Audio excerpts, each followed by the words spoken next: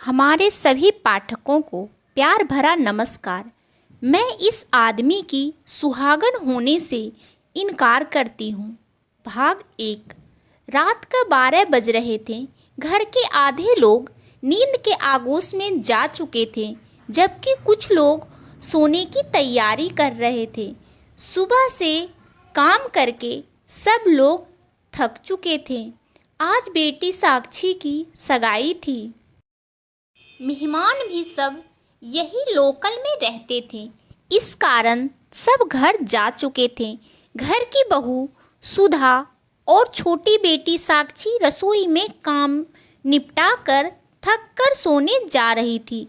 तभी अचानक घर के दरवाजे पर दस्तक हुई। दोनों अपने अपने कमरे में जाती जाती वहीं ठिठक गई।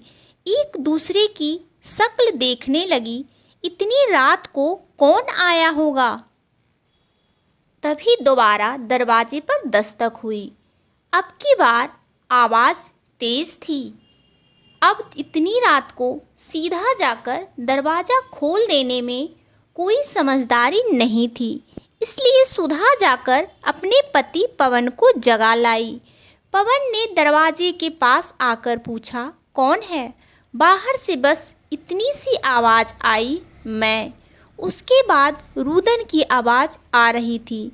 शायद जो कोई दरवाजे पर था वह रो रहा था। आवाज़ में भी अजीब सी लड़खड़ाहट थी, इसलिए यह समझ में नहीं आया कि कोई जान पहचान वाला है या अजनबी।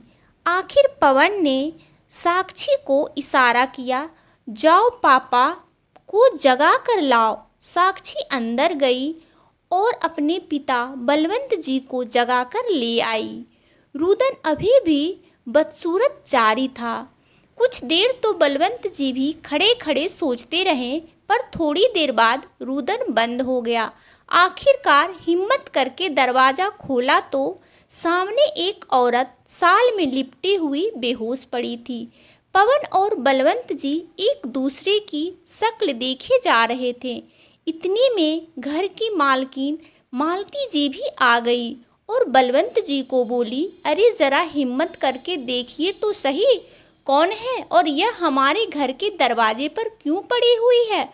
पता नहीं कौन है जो आज इतनी शुभ घड़ी में अशुभ फैलाने हमारे घर आ गया है। आखिर बलवंत जी ने हिम्मत करके बाहर आकर उस औरत के चेहरे पर से शॉल हटाया।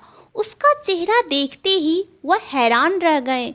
उनका चेहरा सफ़ेद पड़ गया और मुंह से सिर्फ इतना ही निकला, अरे निम्मो। उसके मुंह से निम्मो का नाम सुनते ही मालती जी और पवन दोनों बाहर की तरफ आए।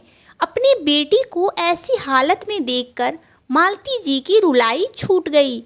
हाय, मेरे बच्चे को क्या हुआ? इतनी रात गए यहाँ पर, और उसके चेहरे पर भी चोट के निशान कैसे? तब तक पवन ने इधर उधर देखते हुए कहा, माँ थोड़ी हिम्मत रखो। क्या घर के बाहर खड़े होकर तमाशा कर रही हो?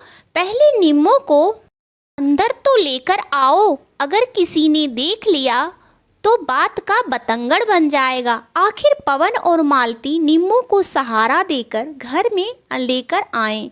अंदर लाने के बाद उसे सोफे पर बिठाया। तब तक निम्मो थोड़ी होश में आ चुकी थी। अपने माता पिता और परिवार को देखकर उसकी रुलाई छूट गई। मैं उसको छोड़कर आ गई हूँ। अब मैं उस घर में कभी नहीं जाऊँगी। वह लोग मुझे मार डालेंगे। वह पति नहीं है, शैतान है। वह मुझे जान से मार डालेगा। अपनी माँ से लिपट हुए वह जोर जोर से रो रही थी। बलवंत जी कुछ कहने को हुए तो मालती जी ने चुप रहने का इशारा किया। थोड़ी देर तक मालती जी उसे चुप कराती रही। जब निम्मो चुप हुई, मालती जी ने पूछा, बेटा क्या बात है? आज जमाई जी ने तुझे क्यों मारा? थोड़ी देर पहले जब तू यहाँ से गई थी तब तो खुशी खुशी गई थी, फिर अब क्या हो गया? मालती जी की सवाल से निम्मो की आंखों में आंसू आ गए और वह बोली, माँ साक्षी की सगाई में आपने अपने होने वाली समधन को सोने की बूंदें दी थी। बस यही बात मम्मी जी को चुभ गई। क्योंकि आपने 4 साल पहले मेरी सगाई में उन्हें 5100 रुपये दिए थे।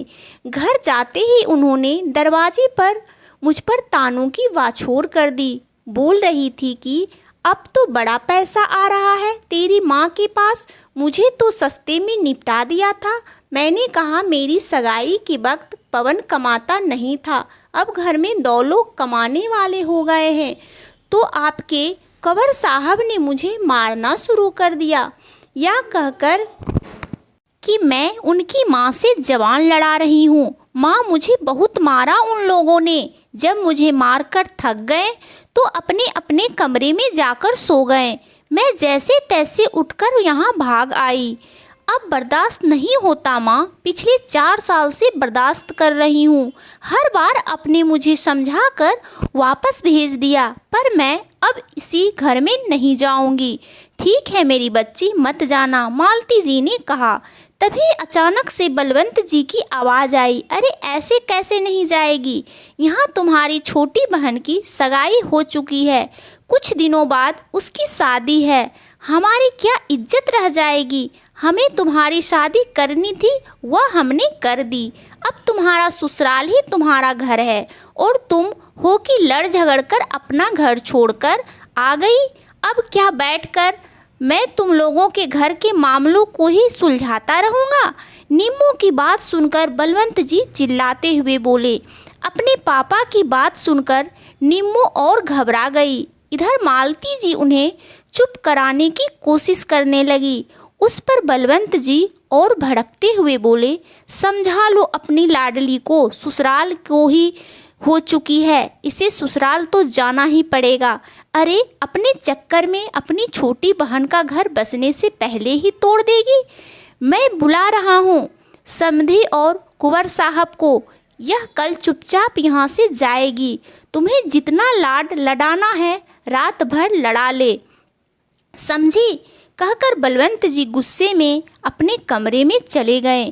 क्या बलवंत जी ने लड़ झगड़ कर निम्मो को अपने ससुराल वापस भेज दिया? क्या निम्मो वापस अपने ससुराल चली गई? आगे ससुराल वालों ने क्या किया, जानने के लिए कहानी का अगला भाग जरूर सुने।